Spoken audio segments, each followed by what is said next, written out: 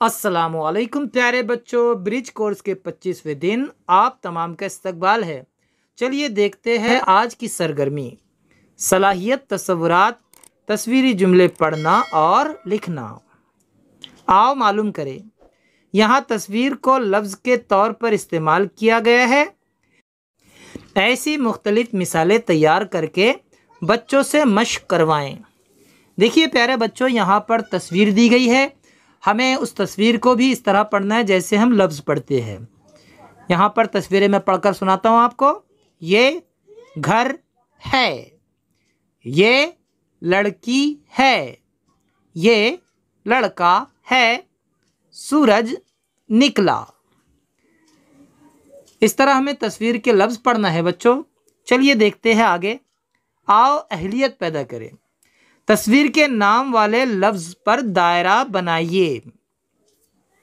देखिए प्यारे बच्चों, यहाँ पर तस्वीरें दी गई है और तस्वीर का नाम यहाँ दिया गया है। उसके सामने जो आपको लफ्ज़ नज़र आ रहे हैं, आपको ढूंढना है कि तस्वीर का नाम कौन सा है और उसके गिर्द दायरा लगाना है।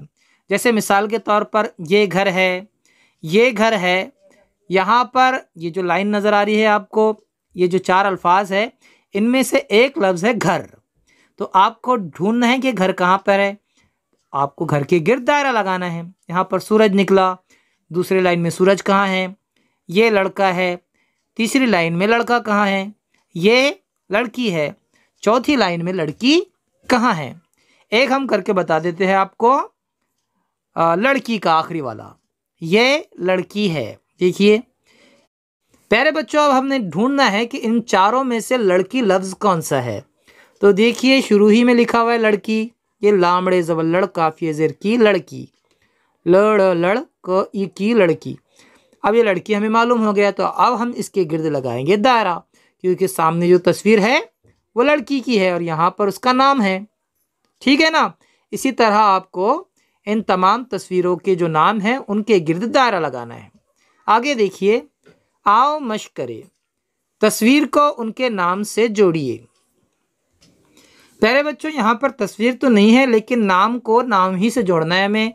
जैसे घर से घर को, लड़का लड़के से, लड़की लड़की से और सूरज सूरज से, इस तरह जोड़ना है। आगे देखिए। आओ तख़य्युलाती बने।